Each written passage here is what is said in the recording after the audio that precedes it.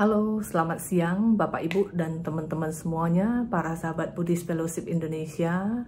Selamat siang, apa kabar? Salam sehat dan salam sejahtera buat kita semuanya. Saya Leni, Presiden dari Buddhist Fellowship Indonesia, mengucapkan selamat datang dan selamat bergabung di channel YouTube Live-nya Buddhist Fellowship Indonesia. Sebelum kita mendengarkan sharing dari tamu spesial kita, ya, tadi barusan kita ada melihat satu buah video, yaitu video tentang pintu belajar.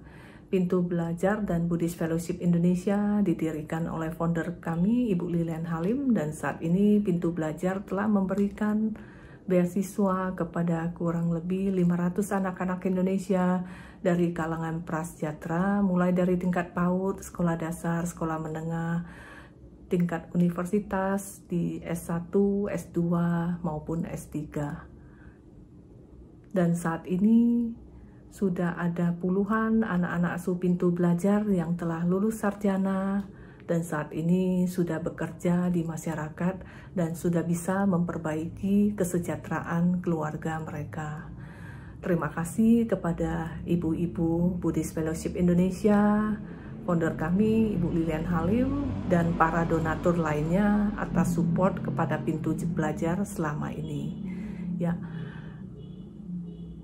kepada Bapak, Ibu, dan teman-teman semuanya, para sahabat Buddhist Fellowship Indonesia yang tergerak hatinya untuk mensupport program charity dari Buddhist Fellowship Indonesia, pintu belajar, nanti bisa menghubungi sekretariat untuk informasi lebih lanjut.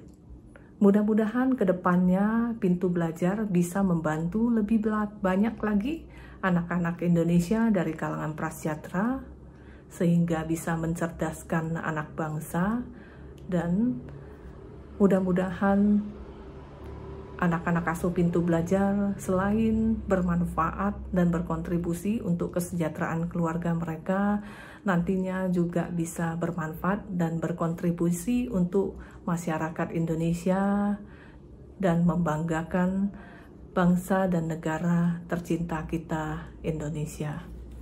Sebelum masuk ke sesi sharing, marilah kita semuanya meluangkan waktu sejenak untuk berdoa sebagai ucapan puji syukur kita kepada Tuhan Yang Maha Esa dan Sang Tiratana, karena saat ini kita masih dapat berkumpul dalam keadaan sehat, walaupun secara virtual.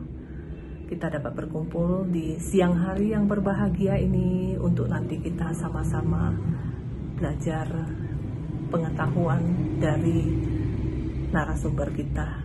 Marilah kita berdoa sesuai dengan agama dan keyakinan kita masing-masing. Namo tassa bhagavato arahato sama sambuddhassa. Namo tassa bhagavato arahato sama sambuddhassa. Namo tassa bhagavato arahato sama sambuddhassa.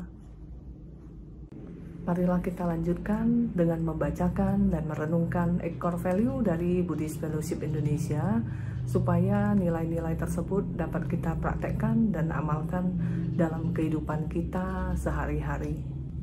Sebagai Kalayanamita Buddhist Fellowship Indonesia, kami bertekad untuk menjalankan nilai-nilai berikut. 1. Respek, penuh hormat kepada Sang Tiratana, mereka yang lebih tua, guru, teman sedama, dan semua makhluk hidup demi tercapainya hubungan yang sehat dan harmonis. 2. Joyful effort, penuh semangat sukacita di dalam mencapai kesejahteraan dan keseimbangan antara fisik dan mental, keluarga dan ekonomi, interpersonal dan spiritual. 3. Integrity, menjalani hidup sesuai prinsip dan nilai-nilai kebenaran, baik melalui pikiran, ucapan, maupun perbuatan. Service, tidak mementingkan diri sendiri, melayani dengan tulus ikhlas dan sepenuh hati demi kebahagiaan dan kesejahteraan semua makhluk. 5. Compassion, mengembangkan kebajikan dan welas asih terhadap sesama di dalam menjalani kehidupan yang tidak merugikan siapapun. 6. Learning, terus belajar dan meningkatkan kualitas diri baik secara pengertian maupun praktek dhamma demi kemajuan spiritual hingga tercapainya pembebasan sejati. 7. Self-reflection, melakukan introspeksi diri.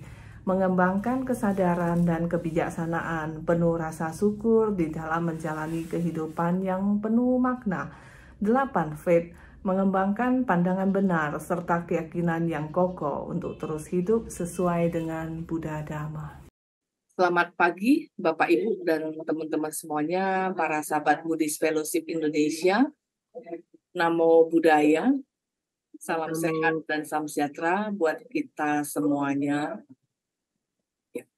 Di pagi hari yang berbahagia ini, kita sangat berbahagia sekali karena kedatangan seorang tamu istimewa ya. Seorang dokter Aisyah Arifin, yang nanti akan membagikan pengetahuannya tentang kesehatan terhadap kita semuanya. Kita tahu bahwa baru-baru ini punya isu ya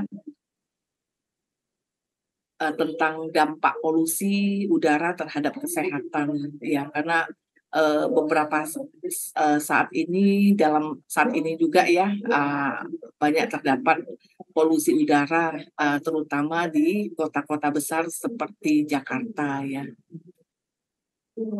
dan dampaknya juga udah cukup serius ya, banyak orang yang sudah batuk-batuk dan lain sebagainya, dari mata mungkin jadi merah juga dari dampak polusi udara ini ya. Di pagi hari ini kita sangat berbahagia sekali karena kita akan mendengarkan dari narasumber yang ahli di bidangnya ya. Ya baiklah, saat ini Dr. Aisyah sudah hadir, ya kita sapa terlebih dahulu. Ya, selamat pagi Dr. Aisyah Arifin, apa kabar dokter? Salam sehat dan salam sejahtera ya. Ya, selamat pagi Bu Leni. Selamat pagi, hari ini kabarnya baik. Terima kasih juga sudah mengajak saya untuk sharing ya di pagi hari ini.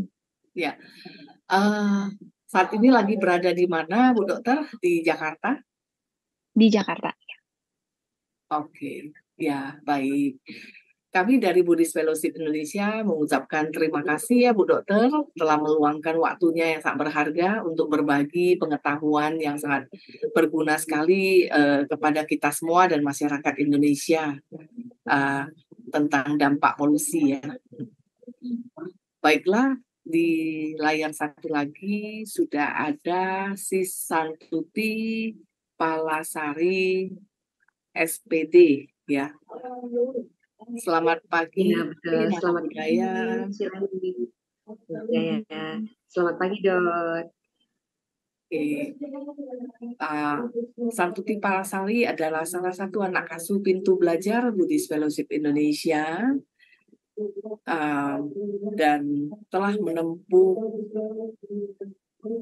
sarjana pendidikan fisika ya, S1 sarjana pendidikan fisika di Universitas Negeri Semarang.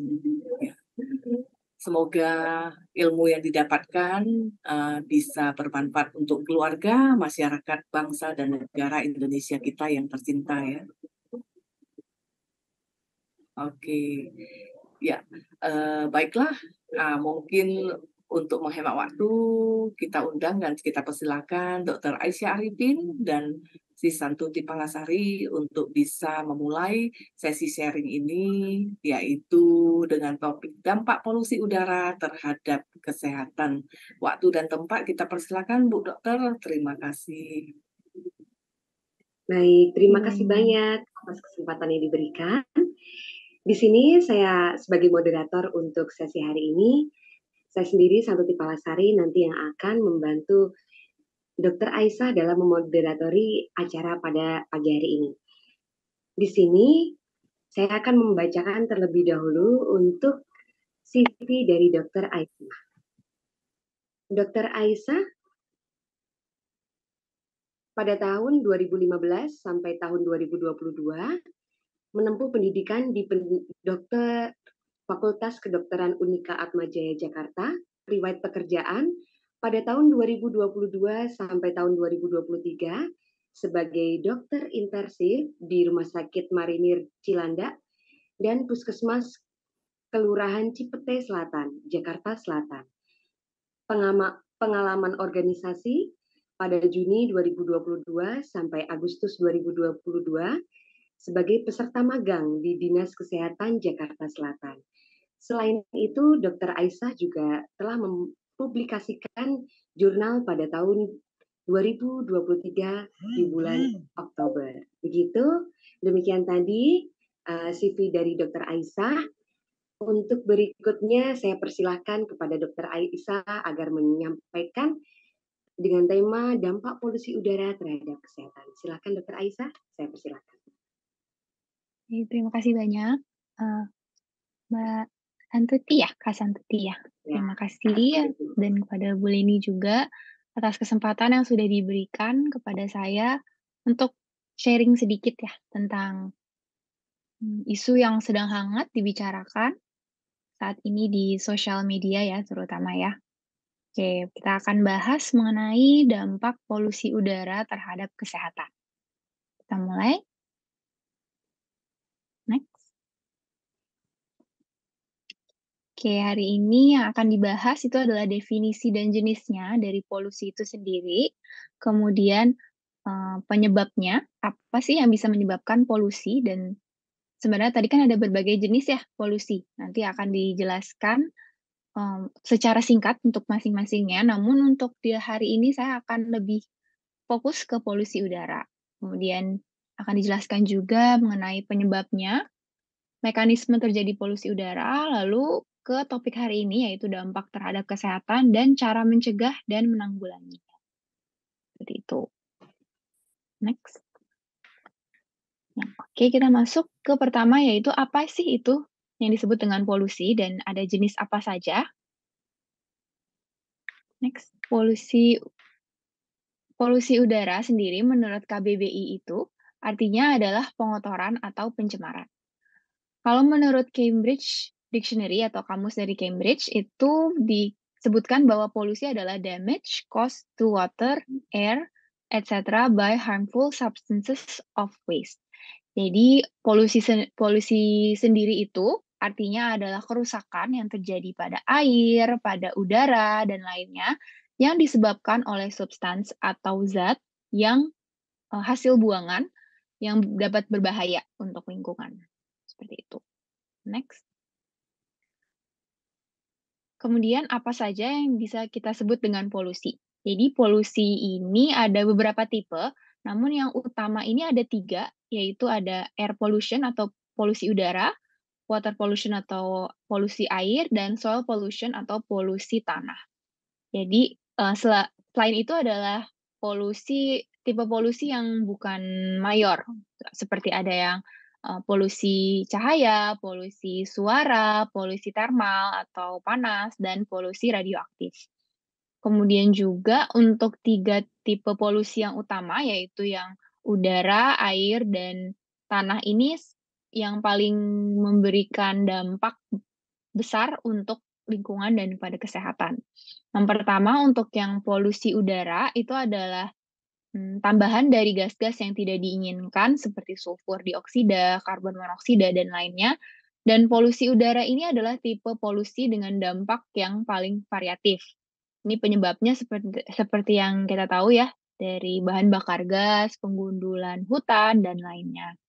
Kemudian juga kalau untuk water pollution atau polusi air itu adalah kumpulan polutan toksik yang bisa mencemari air, baik laut, sungai, danau, dan menyebabkan kerusakan.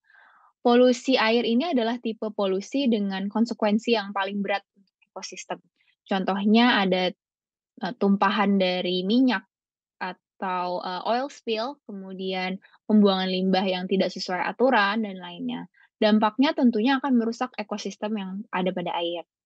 Untuk soil pollution atau tanah, ini adalah degradasi kualitas tanah akibat zat kimia yang berbahaya.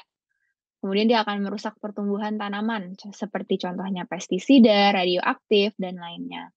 Kemudian untuk polusi lainnya seperti cahaya, itu sebenarnya tidak terlalu berdampak hebat seperti yang 3 mayor tadi, namun dia juga bisa dalam jangka panjang merubah ekosistem yang ada di lingkungan.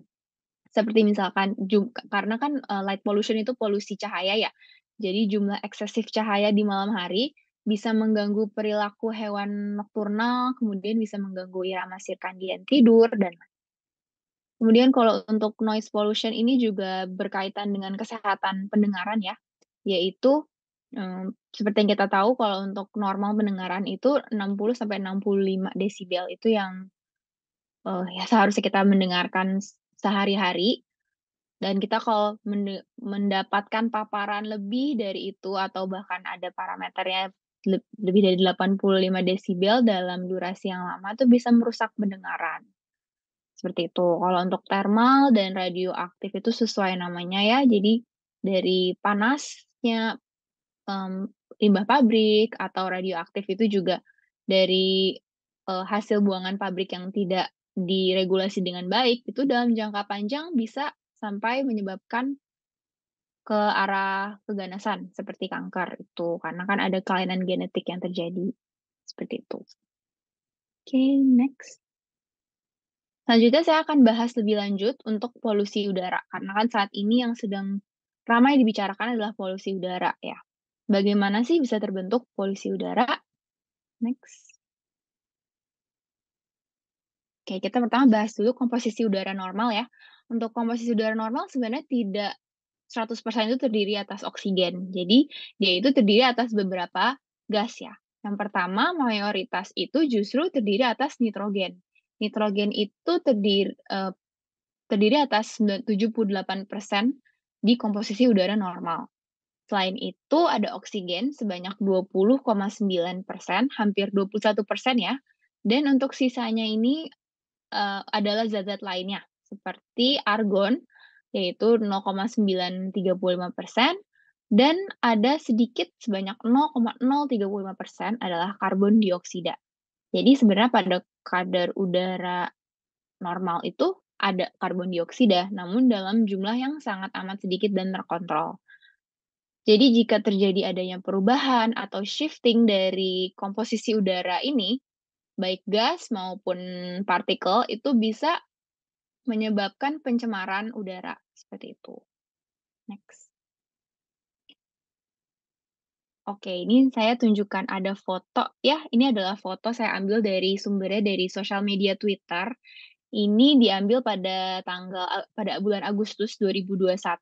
Ini adalah di Jakarta ya, terutama di Jalan Tamrin. Jadi ini kan sebenarnya kalau kita bandingkan dengan saat ini adalah ada daerah yang, padat karena daerah perkantoran. Tapi kita lihat pada tahun 2021 pada bulan Agustus karena masih tergolong pandemi, pada saat itu belum semua orang berani keluar, kita bisa lihat jumlah motor dan jumlah mobilnya sangat sedikit padahal di siang hari, dan kita juga bisa lihat bahwa langitnya ini sangat amat biru ya, seperti itu. Kita bandingkan dengan foto yang berikutnya. Next.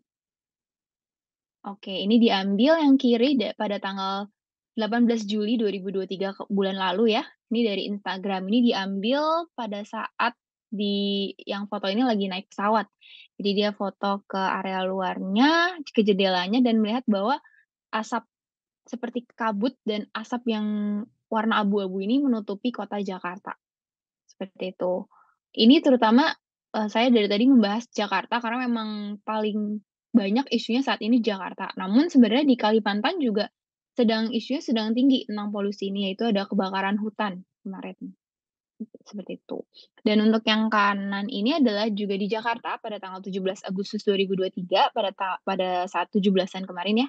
Ini diambil dari Twitter juga dan kita bisa lihat itu atraksi udara, pesawat mengibarkan bendera merah putih namun sangat disayangkan sekali karena bendera merah putih itu tertutup kabut polusi, jadi tidak bisa dinikmati oleh publik atau umum, padahal kan ini tujuannya memang buat umum, seperti itu.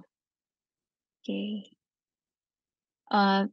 Saya juga ingin menekankan bahwa sebenarnya gambaran yang tadi 2021 dengan 2023 ini tidak bisa menjaminkan atau menggambarkan situasi polusi saat itu ya, karena kita tidak bisa hanya patokannya dari gambaran langit, seberapa biru langitnya, seperti itu. Karena pada beberapa hari di tahun 2023 ini ada juga hari yang justru kalau kita bandingkan lebih baik daripada saat pandemi. Dan pada saat pandemi juga itu ada beberapa hari walaupun tidak banyak mobil dan motor, namun tingkat polusinya juga tidak juga seburuk yang beberapa bulan terakhir ini. Jadi tidak bisa dibandingkan dengan langit biru, namun itu sebagai patokan foto saja bahwa semakin ke sini tuh semakin terlihat bahwa kabutnya ini semakin tebal, kabut polusi itu. Seperti itu. Next. Oke, selanjutnya adalah penyebab terjadinya polusi udara. Nah, polusi udara sendiri ini terdapat beberapa sumber utama ya, ada 4 sumber utama. Yang pertama, ada sumber mobile atau sumber yang bergerak. Itu ada dari mobil, bus, pesawat, truk, dan kereta. Kemudian ada sumber stasioner atau yang diam, itu seperti pembangkit listrik, tempat kilang minyak, fasilitas industri, dan pabrik. Kemudian juga ada sumber area, seperti area agrikultur atau area farming gitu ya. Kota, tempat pembakaran kayu juga. Dan untuk sumber alamiahnya itu ada seperti debu yang terbawa angin, kebakaran hutan, dan gunung Merapi. Itu. Next. Kemudian kita masuk ke topik yang hari ini, yaitu apa sih sebenarnya dampak dari polusi udara ini terhadap kesehatan? Oke, next. Oke, pertama, kita harus mengenal dulu dengan adanya polutan.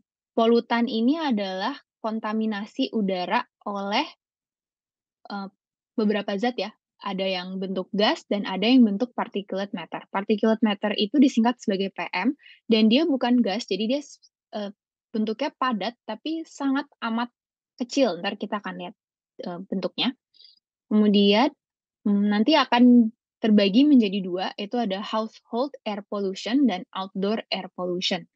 Kalau untuk household air pollution ini tidak terlalu relevan di era perkotaan ya, karena ini artinya tuh polusi udara yang tercipta karena pembakaran. Sebenarnya kalau orang ibu-ibu masak di pedesaan itu atau di daerah yang terpencil kan biasanya masih menggunakan arang ya. Nah, itu asapnya itu bisa mencemari udara di situ. Tapi kan itu tidak relevan kalau di perkotaan ya, karena kan sudah menggunakan gas yang terstandarisasi seperti LPG dan lainnya. Jadi, yang akan dibahas lebih ke outdoor air pollution. Outdoor air pollution ini adalah salah satu risiko lingkungan yang mengancam kesehatan. Kemudian pada tahun 2019 diketahui bahwa sebanyak 99% populasi di dunia ini tinggal di daerah dengan kualitas udara yang belum sesuai dengan standar WHO. Kemudian efek outdoor air pollution ini bisa menyebabkan kematian prematur sebanyak 4,2 juta di tahun 2019. Ini sudah terdata dan juga ada hasilnya juga bahwa terdata bahwa dari 4,2 juta itu sebanyak 37% itu meninggal akibat jantung dan pembuluh darah, 18-23% akibat paru-paru, dan 11% meninggal karena kanker pada saluran pernapasan. Next. Kemudian ini adalah gambaran saya ambil dari aplikasi nafas ya. Ini kenapa polusi PM 2,5 itu berbahaya kepada tubuh kita. PM itu adalah particulate matter dan 2,5 itu adalah ukurannya. Jadi dia ukurannya 2,5 nanogram. Seperti itu. Nah, ini kalau kita lihat pada gambar yang di kiri ya, itu kan ada perbandingan dengan rambut manusia ya. Nah, rambut manusia ini diameternya kita bisa lihat satu helai rambut, kita lihat diameternya itu dan ternyata dia masih jauh lebih besar dibandingkan PM 2,5 atau particulate matter 2,5 itu ya. Dan kalau kita lihat ternyata si PM 2,5 ini isinya itu berbagai macam ya, seperti ada tembaga, magnesium, litium. Jadi hal-hal yang sebenarnya anorganik yang tidak seharusnya ada di tubuh kita. Dan karena dia ukurannya sangat amat kecil, dia bisa masuk ke tubuh kita. Jadi mekanismenya kita pertama menghirup dulu, dari udara yang tercemar, ada PM2,5 ini akan masuk ke hidung kita, masuk ke trakea, dan masuk ke saluran pernapasan. Di saluran pernapasan ini masuk ke paru-paru, dan pada paru-paru ini ada yang namanya alveolus ya. Saya sedikit mengulang dulu untuk pelajaran kita pas saat biologi dulu ya.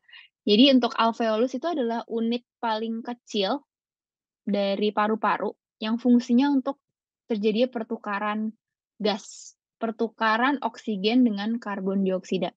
Kan oksigen itu adalah yang kita butuhkan ya untuk tubuh kita, dan karbon dioksida itu hasil metabolisme hasil buangan yang dari tubuh kita yang kita ingin buang.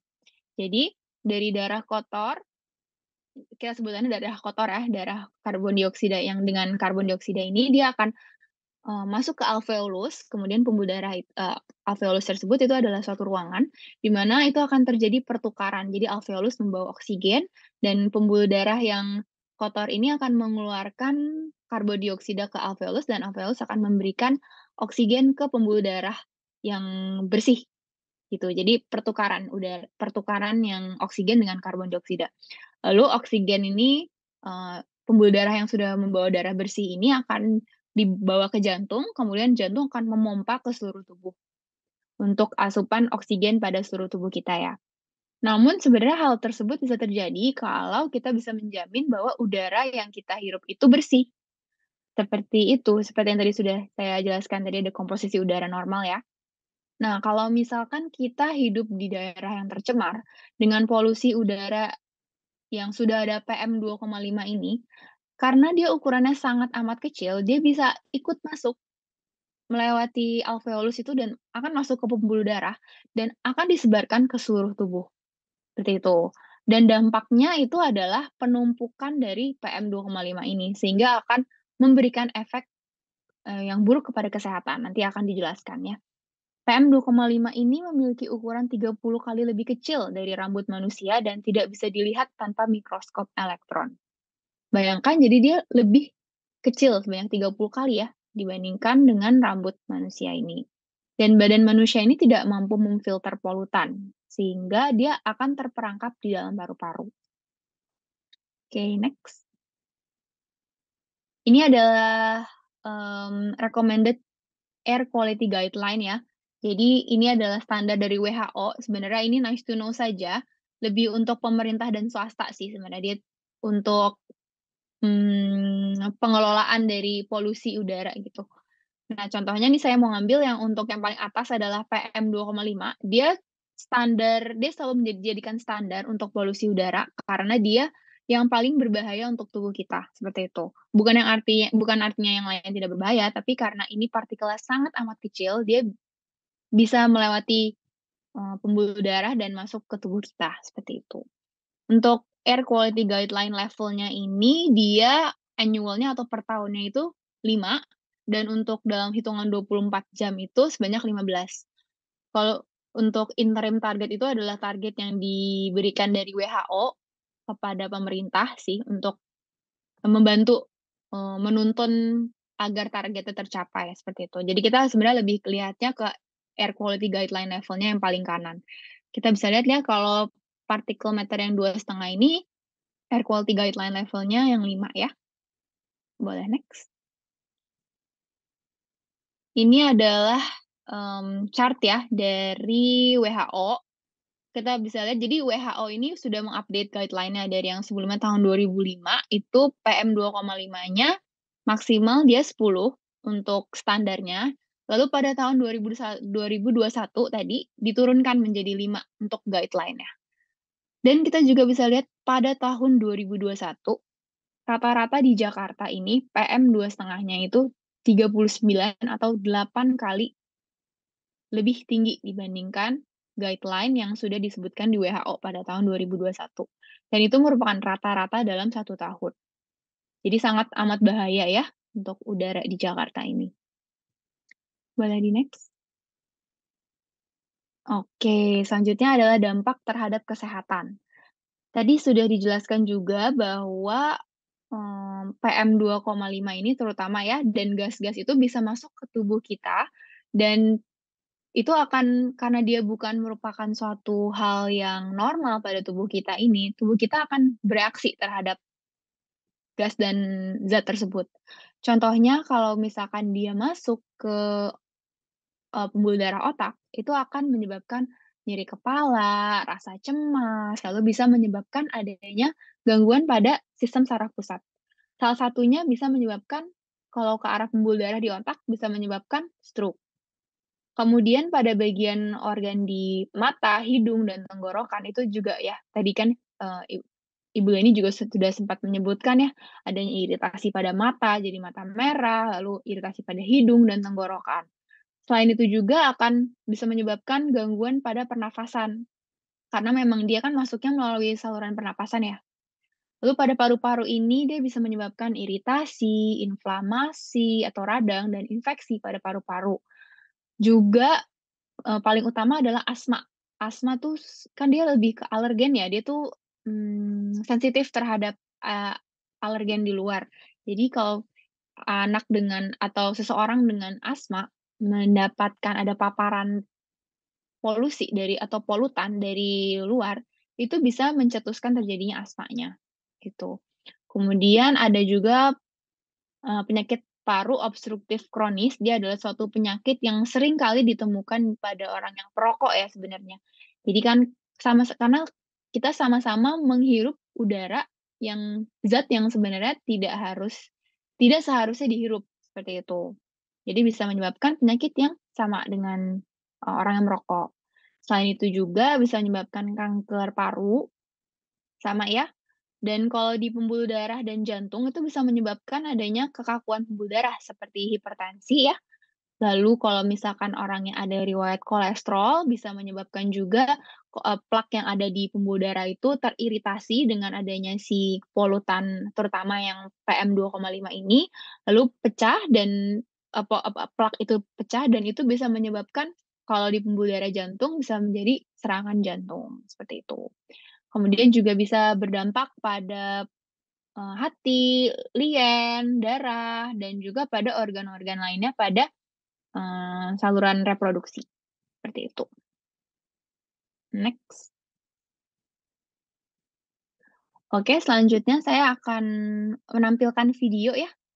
Ini videonya ada di YouTube, sebenarnya nanti coba boleh minta tolong ditampilkan. Its deadliest weapons are invisible, poisonous particles that can be as small as a molecule. With every breath, they break through your lungs' protective barriers. There, they trigger inflammation as your system tries desperately to fight back. But these tiny intruders penetrate those defenses, lodging toxic compounds even deeper, sowing the seeds of cancer. They slide straight into your bloodstream, sabotaging your entire body. They inflame and constrict your blood vessels, increasing blood pressure until, one day, causing a stroke. The particle prowlers dislodge fatty plaque that may have built up from your diet. They weave clots that can be deadly blockers of blood flow to your heart or brain. With each new case of heart attack, stroke, lung disease, or cancer, air pollution adds another life to its hit list. Let's stop this invisible killer. Oke.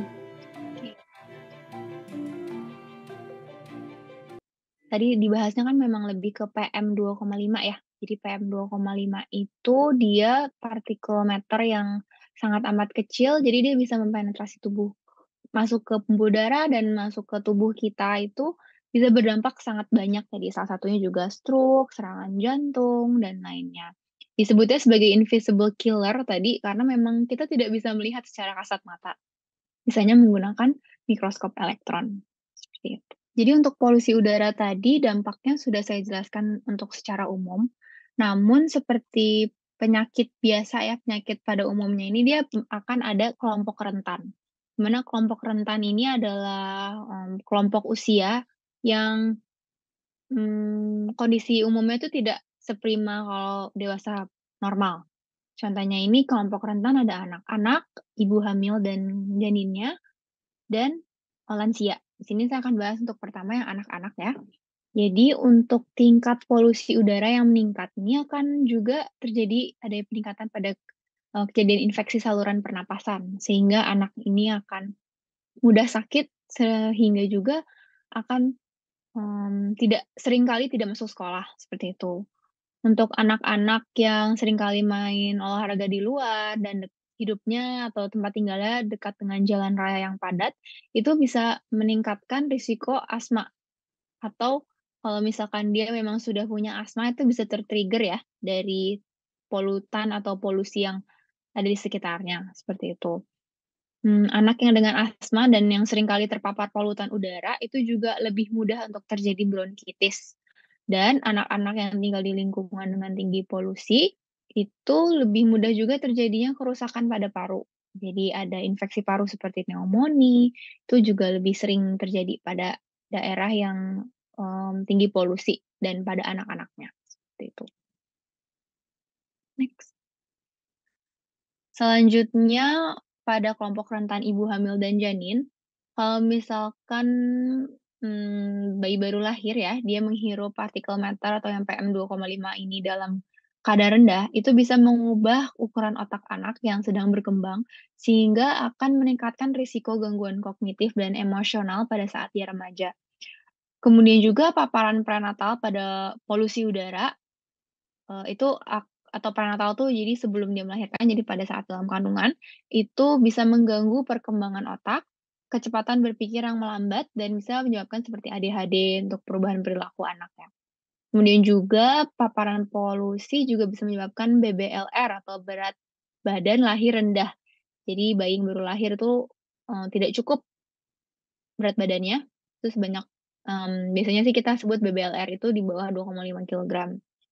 Kemudian paparan prenatal juga pada polusi, pada ibu hamil yang trimester 2 dan 3 ini bisa menyebabkan, meningkatkan risiko anak hipertensi di usia yang muda. Jadi, yang seharusnya hipertensi ini adalah suatu penyakit degeneratif, tapi sudah terjadi secara prematur, jadi early on in life, karena, paparan terhadap polusi tersebut. Next. Kemudian adalah kelompok rentan lansia. Ini bisa meningkatnya penyakit saraf, karena menurut penelitian demensia ini terjadi 2,5 tahun lebih cepat pada lansia perempuan yang terpapar polusi dibandingkan pada lansia perempuan secara umumnya. Kemudian, polusi udara ini juga berkaitannya dengan osteoporosis, karena polusi udara yang tinggi itu berhubungan dengan proses kerusakan tulang yang lebih tinggi, sehingga bisa menyebabkan osteoporosis. Seperti itu. Next. Kemudian, bagaimana cara kita mencegah dampak terjadinya polusi terhadap kesehatan kita? Next. Oke, jadi penanggulangan polusi ini, ada 2 ya, ada pemerintah dan swasta dan individu. Namun memang andilnya paling banyak ini dipegang oleh pemerintah dan swasta ya. Kita berharap sih mereka bisa, membuat kebijakan untuk mengurangi polusi udara, seperti memperbanyak ruangan hijau, memperbaiki transportasi umum, memperbaiki regulasi untuk pabrik, perusahaan swasta, dan lain-lainnya, serta menerapkan sistem WFH untuk sementara ini. Namun tidak kalah penting juga secara individu ya, kita harus mengurangi jejak karbon sehari-hari, serta memakai masker yang dapat menyaring polusi ya. Jadi untuk penanggulangan polusi tidak hanya dari pemerintah dan swasta, tapi kita juga harus mulai dari diri sendiri. Seperti itu. Next. Oke, apa saja yang kita bisa lakukan untuk mencegah dan menanggulangi terjadinya dampak kesehatan akibat polusi udara?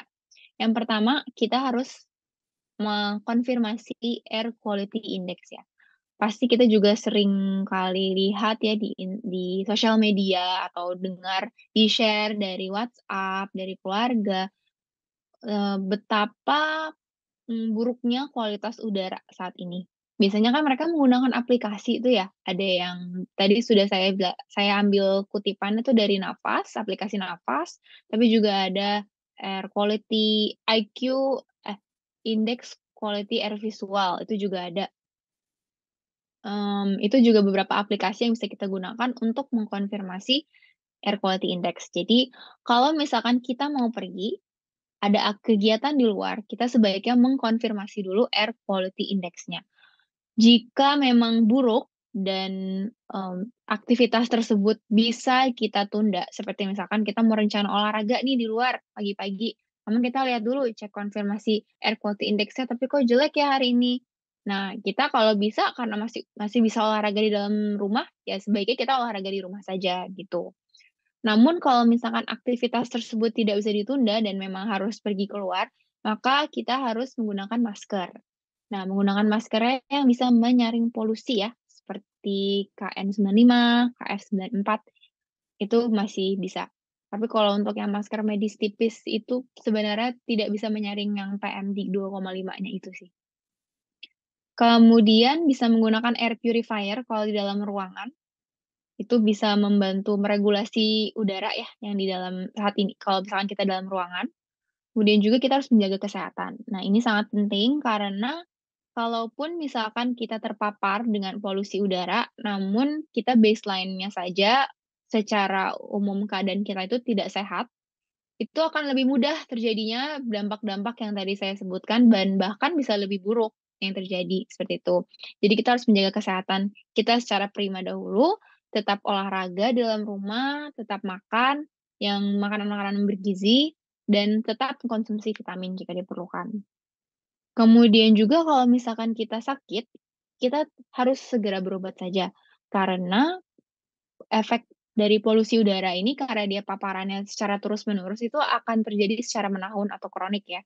Dia akan terus-terusan dan kalau misalkan kita tidak obati, seperti yang kita sering dengar ya banyak sekali anak-anak yang kena ISPA itu karena mungkin pengobatannya sebelumnya belum tuntas dan mereka terpapar dengan polusi lagi, itu menjadi siklus yang buruk gitu, akan terjadi terus-menerus. Jadi kita harus atasi dulu sampai tuntas jika sedang sakit, supaya tidak terjadi secara berkelanjutan, seperti itu. Dan yang terakhir adalah mengurangi emisi karbon. Nah, ini adalah langkah yang sangat penting juga, kita tidak boleh lupa kalau kita memang komplain, kita mengeluh tentang polusi udara, kita harus bisa mengurangi jejak karbon kita yang kita berikan.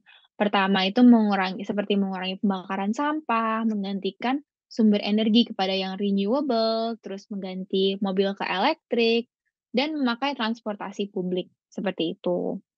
Yang bersifat elektrik juga. Oke, next. Ini adalah contoh dari salah satu aplikasi air quality index ya, saya ambil, saya gunakan dua-duanya sebenarnya. Yang besar itu ya, yang nafas dan yang air quality IQ air visual. Cuma ini saya coba ambil dari yang nafas. Jadi contohnya ini kita bisa baca, kalau ini kemarin saya ambil di daerah Hang Tuah. Hang Tuah itu di daerah Senayan ya. Ini indeksnya tidak sehat untuk grup sensitif. Kalau kita lihat itu di parameter ada 2 ya, ada air quality index atau AQI dan PM 2,5. Kalau untuk AQI-nya kemarin 103 dan dia artinya kalau kita lihat di yang bagian kanan itu adalah tidak sehat bagi kelompok sensitif. Sama halnya dengan yang PM 2,5, dia nilainya 37, jadi tidak sehat bagi kelompok sensitif.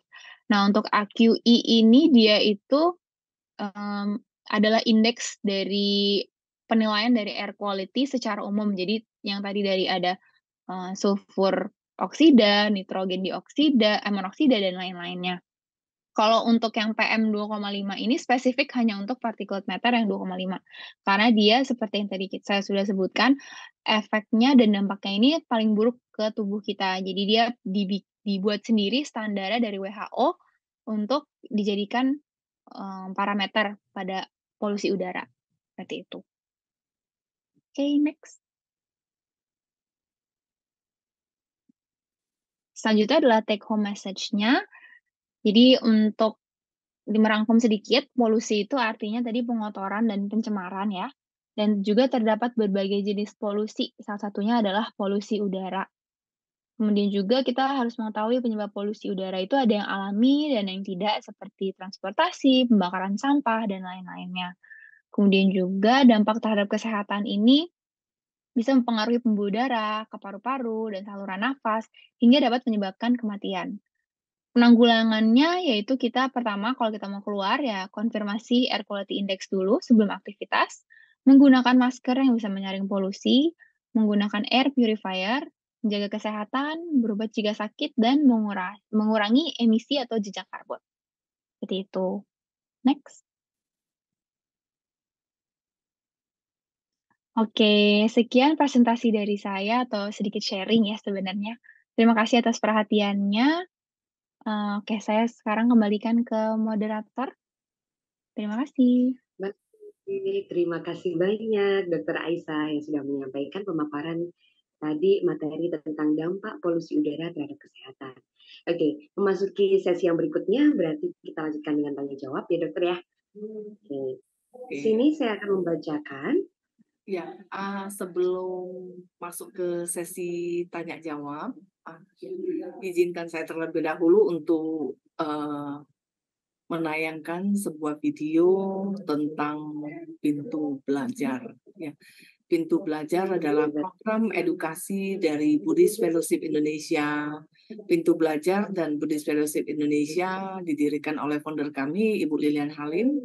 Dan saat ini Pintu Belajar telah memberikan beasiswa kepada kurang lebih 500 anak-anak Indonesia dari kalangan prasejahtera, mulai dari tingkat PAUD, sekolah dasar, sekolah menengah, di universitas baik strata 1, strata 2, maupun strata 3. Ya. Dan ini ada sebuah video tentang Pintu Belajar yang menggambarkan tentang seorang anak asuh Pintu Belajar yang berada di Singkawang, Kalimantan Barat. Marilah kita tonton bersama terlebih dahulu. Terima kasih.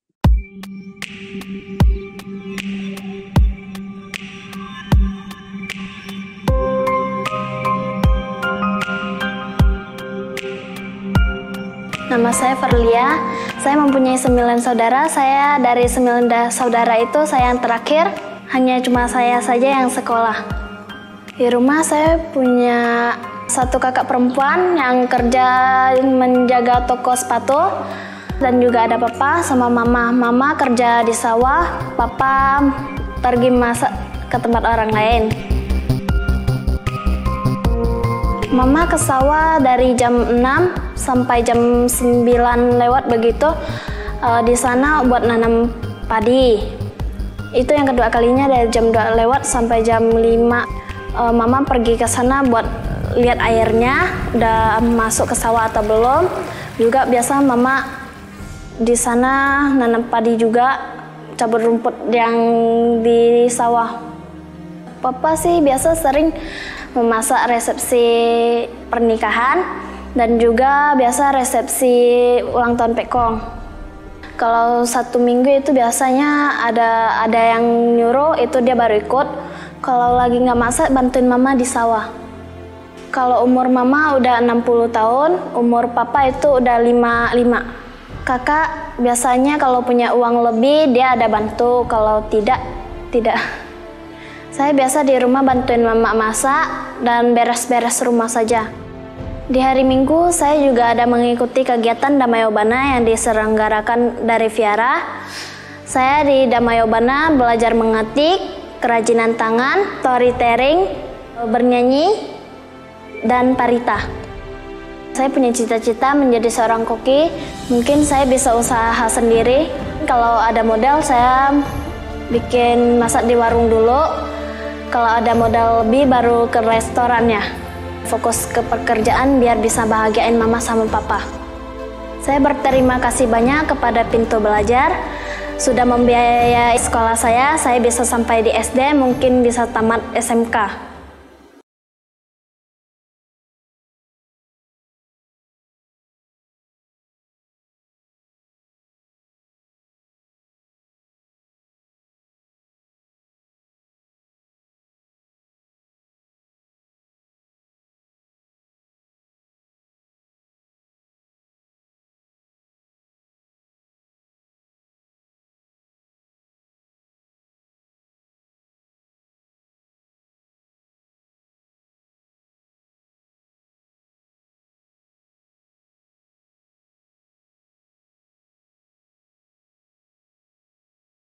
Oke, ya, baiklah.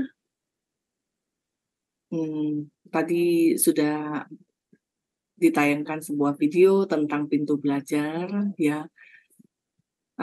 Terima kasih kepada Bapak Ibu dan teman-teman semuanya yang telah menonton bersama, dan terima kasih juga kepada Ibu-Ibu Buddhist Fellowship Indonesia dan founder kami Ibu Lilian Halim dan semua donatur yang telah mensupport program Pintu Belajar Buddhist Fellowship Indonesia. Semoga ke depan lebih banyak lagi anak-anak Indonesia dari kalangan prasejahtera yang bisa dibantu pendidikannya oleh Pintu Belajar. Semoga anak-anak asuh Pintu Belajar bisa bermanfaat untuk keluarga, masyarakat, bangsa, dan negara Indonesia kita yang tercinta. Ya, terima kasih. Ya, baiklah Bapak, Ibu, dan teman-teman semuanya, inilah waktu yang ditunggu-tunggu. Ini di sesi tanya-jawab. Baiklah, Si Santuti Palasari boleh dilanjutkan untuk bisa memandu sesi tanya-jawab dengan Dr. Aisyah Arifin. Terima kasih, Anumodan. Baik, Dr. Aisyah, di sini saya akan membacakan. Ada beberapa pertanyaan dari YouTube. Untuk yang pertama, di sini ada dari Saudara Lili. Dr. Aisyah, dari polusi yang mana polusi yang paling berbahaya bagi tubuh kita? Tadi Dr. Aisyah kan sudah menjelaskan ada beberapa sumber-sumber dari polusi. Silakan, Dokter. Oke, terima kasih atas pertanyaan. Ini saya langsung jawab saja, Betty ya? Ya, silakan. Terima kasih atas pertanyaannya. Jadi sebenarnya kalau untuk tipe polusi mana yang paling membahayakan, itu memang lebih ke polusi udara ya. Karena polusi udara ini, tadi saya sudah sebutkan PM2,5 ini, karena dia partikelnya sangat amat kecil, dia bisa masuk ke tubuh kita dan karena tubuh kita tidak punya kemampuan untuk menyaringnya, dia tidak bisa keluar lagi, seperti itu. Jadi dia seperti mengendap dalam tubuh kita. Seumur hidup seperti itu. Kalau misalkan dari tipe polusi lain itu bukan artinya dia kalah penting ya, karena kalau misalkan tadi seperti saya sudah sebutkan, kalau polusi udara ini efek dampak pada kesehatan itu bervariatif sebenarnya.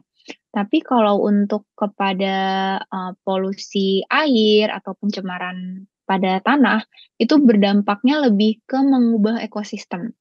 Contohnya kalau pada polusi air itu dia akan merubah ekosistem pada ikan-ikannya, lalu makanan-makanan yang kita bisa konsumsi dari secara seafood seperti itu ya. Dan kalau misalkan kita ikut konsumsi juga, itu akan berdampak juga kepada kesehatan kita. Seperti itu. Jadi kalau misalkan menyebutkan mana yang lebih bahaya, sebenarnya sama-sama bahaya, namun yang saat ini di-highlight memang paling penting yang PM2,5 itu, karena dia memang sulit untuk sangat amat hampir tidak bisa dikeluarkan dari tubuh kita, seperti itu. Karena dia masuk di pembuluh darah gitu kan. Dan kalau untuk yang polusi tanah, dia juga bisa merubah dari komposisi ekosistem. Ekosistem juga akan berubah. Seperti kalau misalkan kita menggunakan pestisida, itu kan kita menyemprot pestisida kepada tanaman, dan tanamannya itu kita makan, itu juga akan merubah disbiosis keseimbangan pada tubuh kita seperti itu. Jadi sebenarnya memang polusi udara secara umumnya memang berbahaya. Semua polusi memang secara umum memang bahaya.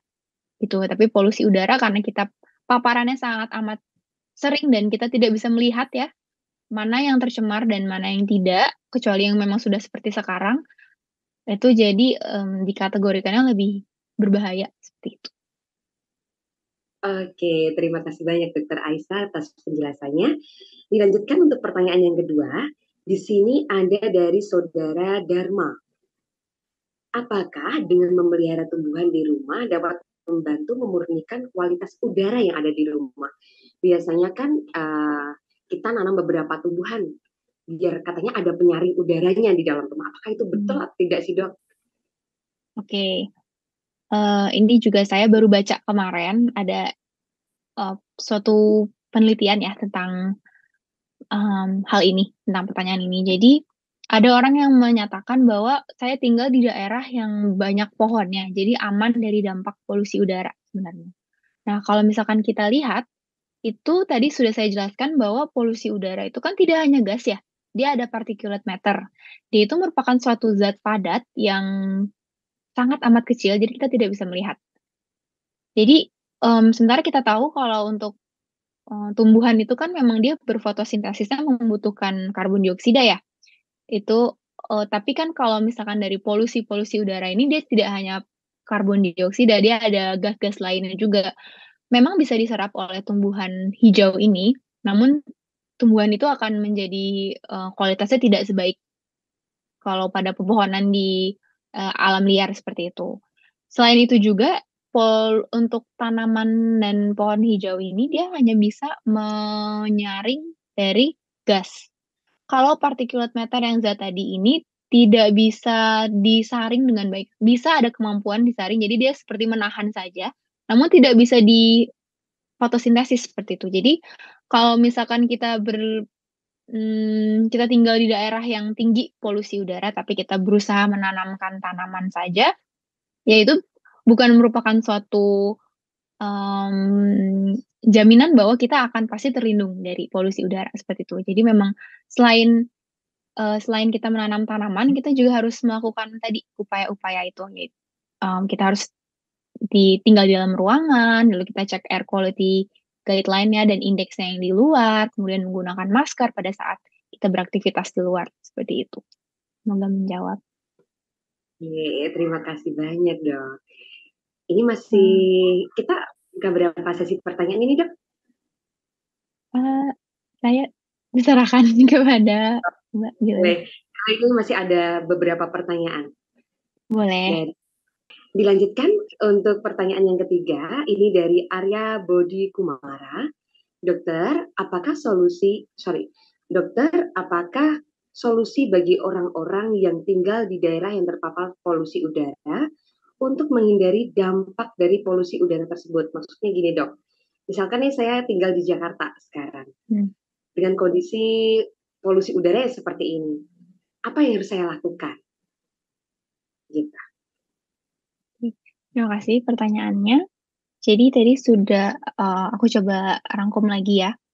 Jadi kalau kita tinggal di daerah yang tinggi polusi, pertama kita harus memang berpegangan pada air quality index-nya dulu ya. Kita harus cek dulu di luar ini kondisinya seperti apa. Kalau misalkan kita mau ada aktivitas di luar, sebaiknya kita pantau dulu dari air quality-nya itu apakah memang baik atau tidak. Kalau misalkan tidak baik, dan kita mau melakukan aktivitas tersebut, misalkan tadi ya kita mau olahraga, dan sebenarnya olahraga itu masih bisa ditunda kok, kita bisa melakukan olahraga di rumah, itu kita sebaiknya tunda saja. Dan kita melakukan olahraga di dalam rumah, dalam ruangan, yang kalau bisa kita pasang air purifier. Itu kalau untuk yang bisa ya, maksudnya bisa kita maksimalkan gitu. Apa yang kita bisa lakukan untuk memaksimalkan supaya tidak terjadi dampak kesehatan dari polusi udara seperti itu. Kalau misalkan dia tidak bisa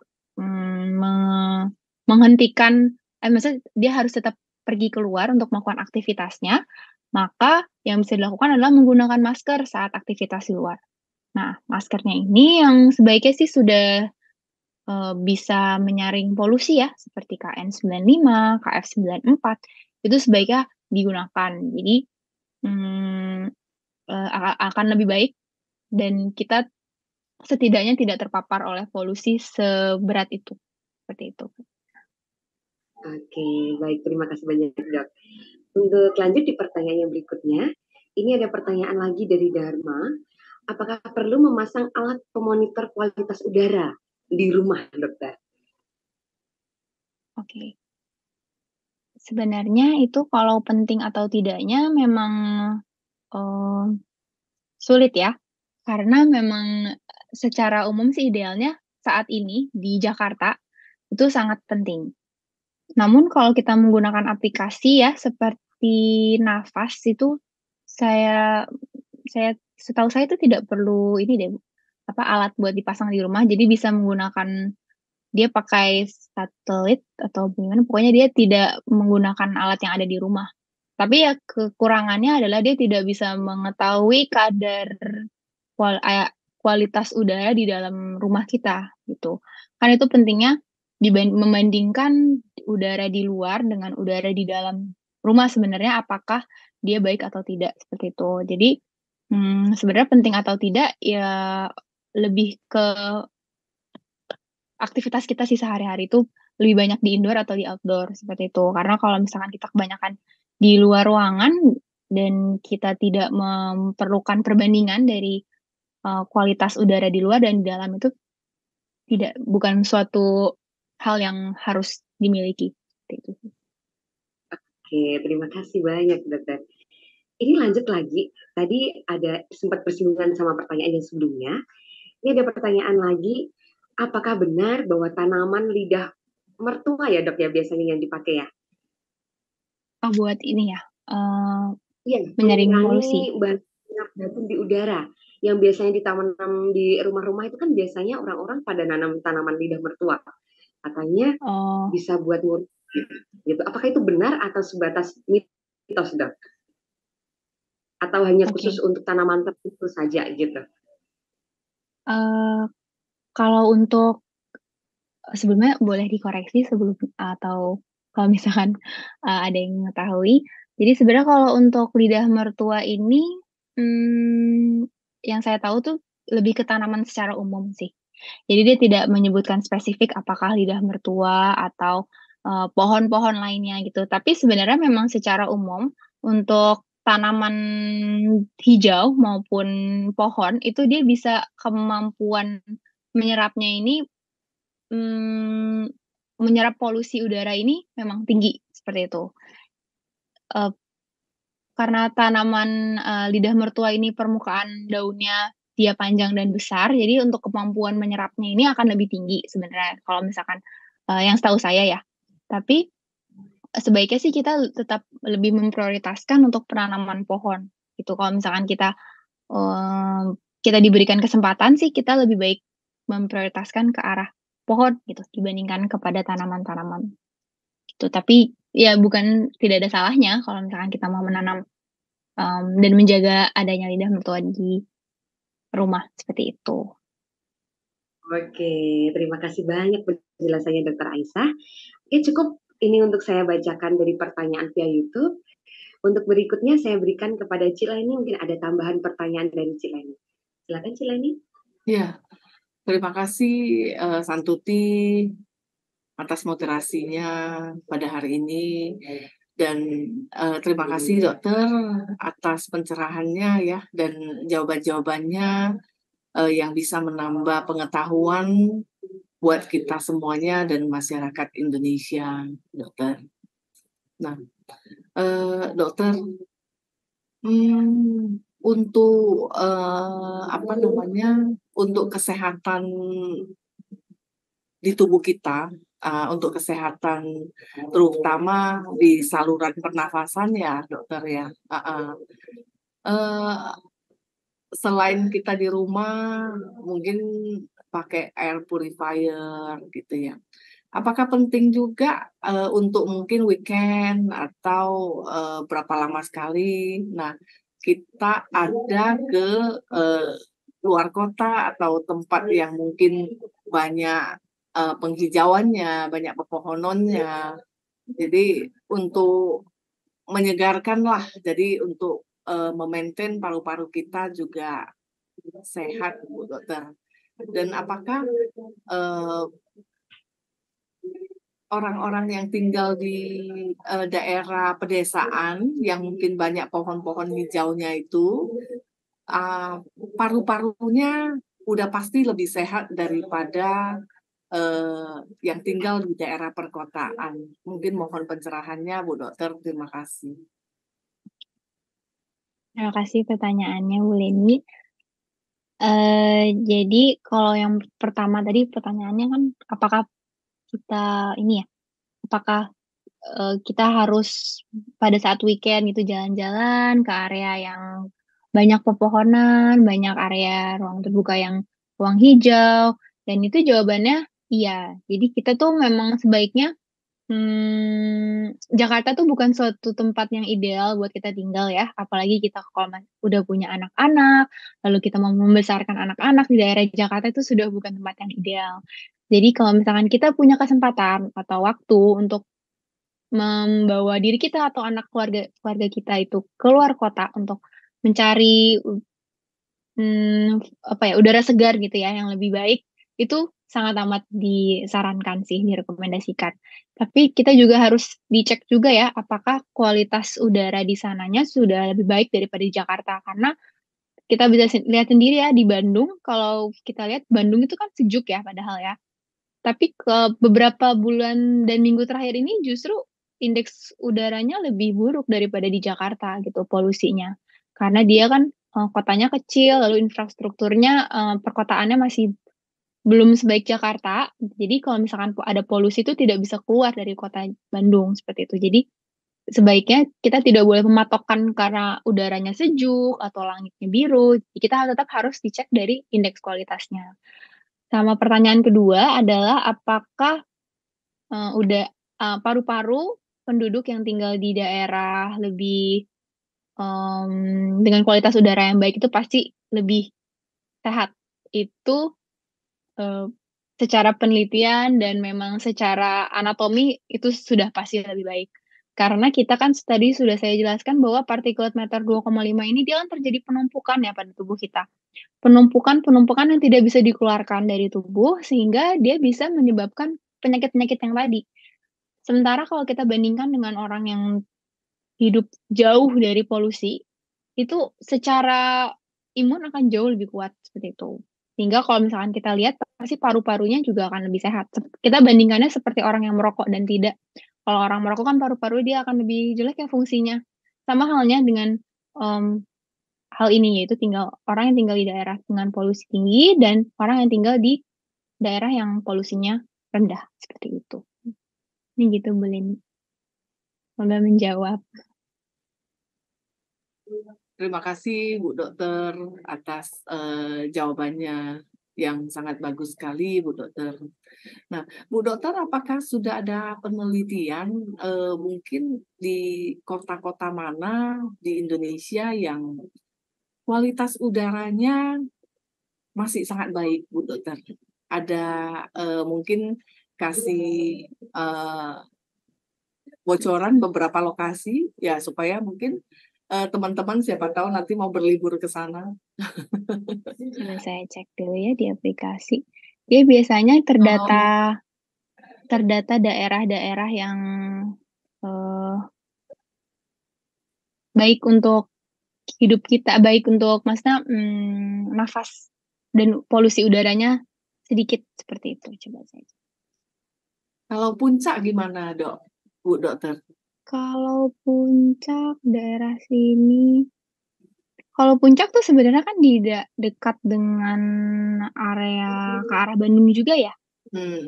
Nah itu sebenarnya kalau dibandingkan dengan sini tentunya pasti lebih baik ya, karena dia juga dataran tinggi dan jauh dari polusi udara. Namun Puncak sendiri itu dia indeksnya masih kuning, jadi masih lebih baik daripada di Jakarta. Dia bisa dijadikan sebagai alternatif kalau kita mau jalan-jalan yang tidak terlalu jauh ya keluar kota seperti itu. Bogor juga sebenarnya masih oke sih, Bogor seperti itu. Sentul ya Bu Dokter ya, Bogor. Sentul. Iya, Sentul masih bagus. Kalau Bandung juga itu masih sudah buruk sebenarnya. Bandung contohnya. Bali itu baik sekali, dan Pasar baik itu sekali ya. hijau dari kemarin, dari bulan lalu seperti itu. Iya. Berarti kualitas udara di Bali itu walaupun sekarang udah macet juga, tapi kualitasnya masih jauh lebih baik ya dari Jakarta ya. Betul sekali Bu, karena dia memang bukan daerah metropolitan kali ya, jadi kan dari transportasinya itu jauh lebih sedikit jumlahnya, jadi dibandingkan dengan orangnya, jadi lebih baik sih kualitas udaranya. Kemarin masih hijau terakhir saya lihat. Itu indeksnya. Seperti itu paling. Iya Bu Dokter, mungkin bisa memberikan tips-tips ya. Walaupun kita tinggal di kota besar seperti Jakarta, ya, bagaimana supaya kita tidak terkena atau meminimalisasi dampak daripada polusi udara terhadap kesehatan tubuh kita ya, walaupun memang kita keseharian kebanyakan di Jakarta ya. Sesekali ada keluar wilayah Jakarta, tapi cuman mostly kan waktu kita ada di Jakarta. Ya, gimana kita bisa maintain tubuh kita supaya tetap sehat, bisa meminimalisasi dari efek polusi udara itu, Bu Dokter. Terima kasih. Apakah mesti keluar ruangan kita pakai masker yang berapa lapis gitu ya? Walaupun COVID udah hilang, apakah memang ini masker ini masih tetap penting juga, Bu Dokter gitu? Terima kasih. Oke, terima kasih pertanyaannya ya Bu Leni. Jadi kalau bagaimana cara kita meminimalisir efek dari polusi udara ya terhadap kesehatan tubuh kita?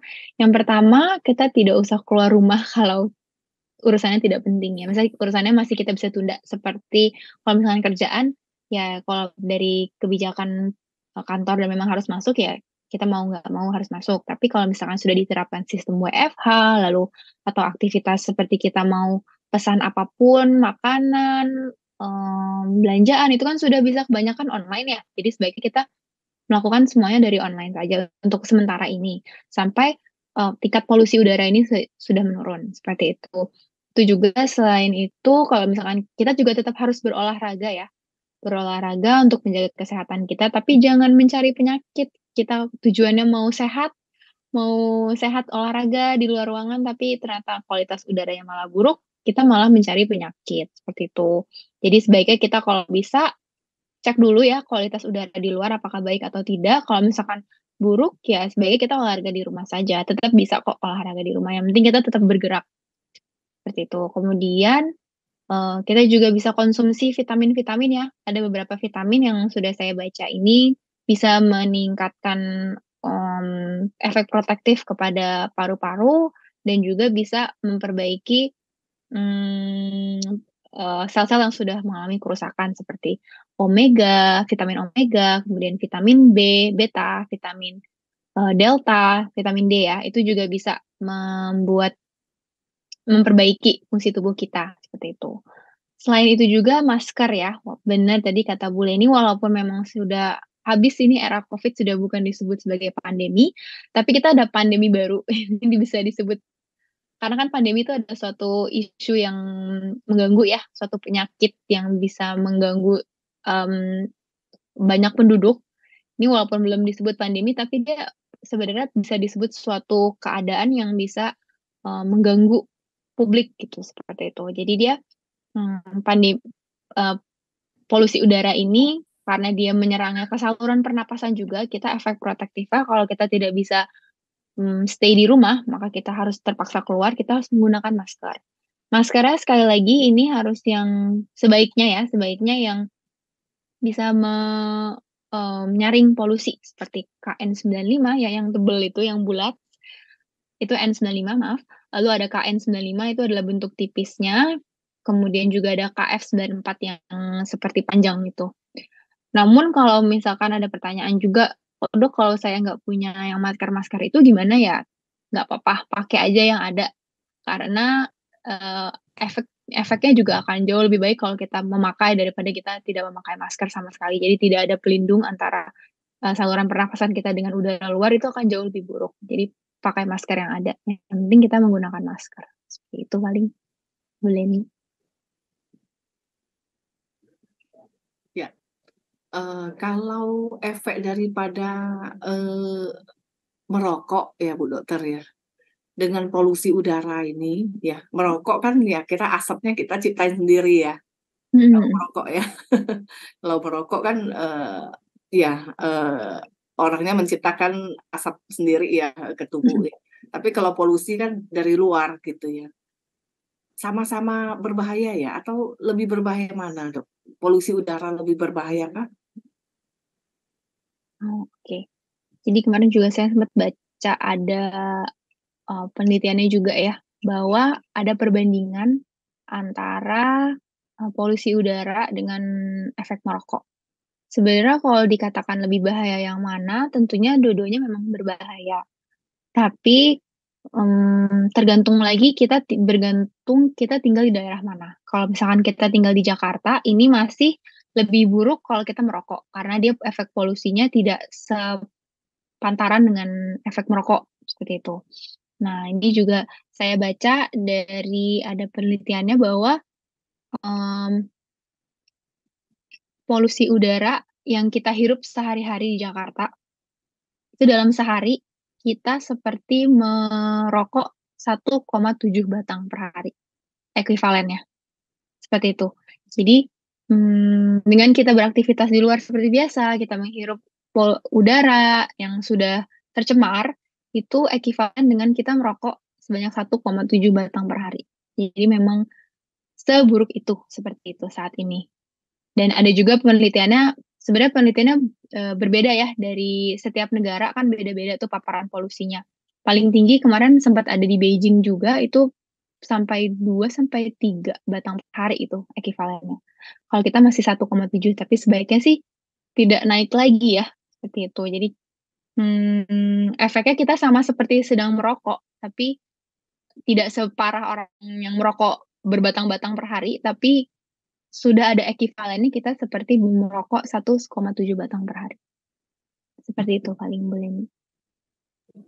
Terima kasih Bu Dokter atas sharing-sharingnya yang sangat bermanfaat sekali buat kita semuanya dan masyarakat Indonesia. Ya, Bu Dokter, ini ada sedikit apresiasi buat Bu Dokter, Bu Plakat. Kita serahkan secara virtual terlebih dahulu, nanti kita akan mengirimkannya ya Bu Dokter. Terima kasih banyak, Bu Leni. Kita dokumentasikan satu ya Bu Dokter ya. Boleh.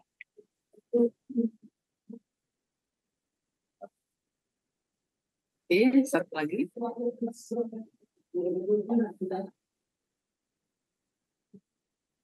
Ya, terima kasih Bu Dokter, terima kasih Si Santuti Palasari. Ya, semoga sharing pada hari ini bisa bermanfaat, membawa berkah buat kita semuanya dan masyarakat Indonesia supaya kita bisa hidup lebih sehat.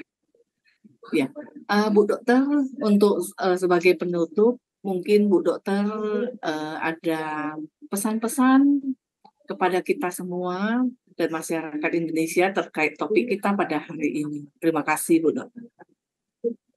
Oke. Take home message paling ya. Take home message-nya tetap jaga kesehatan. Kita harus selalu dalam kondisi prima, jadi kita tidak boleh lengah, kita tidak boleh sakit yang justru bisa semakin memperburuk dampak kesehatan kita apabila kita terpapar polusi. Tetap harus makan makanan bergizi, tetap berolahraga, tetap bergerak, tetap beraktivitas, dan teruslah kita melakukan usaha supaya kita bisa sama-sama menurunkan tingkat polusi udara, terutama di Jakarta ini. Gitu. Iya, terima kasih Bu Dokter atas sharingnya dan pesan-pesannya yang sangat bermanfaat sekali buat kita semuanya dan masyarakat Indonesia. Terima kasih sekali lagi kami dari Buddhist Fellowship Indonesia kepada Bu Dokter ya. Dan terima kasih Si Santuti, terima kasih juga Bapak Ibu dan teman-teman semuanya, para sahabat Buddhist Fellowship Indonesia. Sampai ketemu lagi di channel YouTube live-nya Buddhist Fellowship Indonesia di kesempatan berikutnya. Terima kasih semuanya.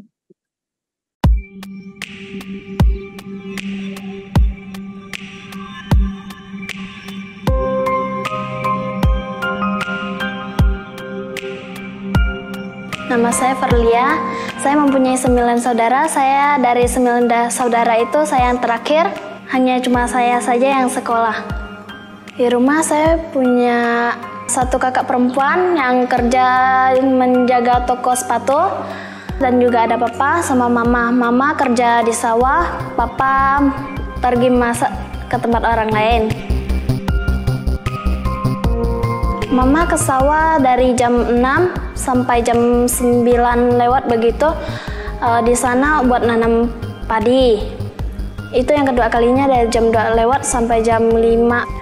Mama pergi ke sana buat lihat airnya udah masuk ke sawah atau belum. Juga biasa mama Di sana nanam padi juga, cabut rumput yang di sawah. Papa sih biasa sering memasak resepsi pernikahan dan juga biasa resepsi ulang tahun Pekong. Kalau 1 minggu itu biasanya ada yang nyuruh, itu dia baru ikut. Kalau lagi nggak masak, bantuin mama di sawah. Kalau umur mama udah 60 tahun, umur papa itu udah 55. Kakak biasanya kalau punya uang lebih dia ada bantu, kalau tidak. Saya biasa di rumah bantuin mama masak dan beres-beres rumah saja. Di hari Minggu saya juga ada mengikuti kegiatan Damayobana yang diselenggarakan dari Viara. Saya di Damayobana belajar mengetik, kerajinan tangan, storytelling, bernyanyi, dan parita. Saya punya cita-cita menjadi seorang koki. Mungkin saya bisa usaha sendiri. Kalau ada modal, saya bikin masak di warung dulu. Kalau ada modal lebih, baru ke restorannya. Fokus ke pekerjaan biar bisa bahagiain mama sama papa. Saya berterima kasih banyak kepada Pintu Belajar. Sudah membiayai sekolah saya bisa sampai di SD, mungkin bisa tamat SMK.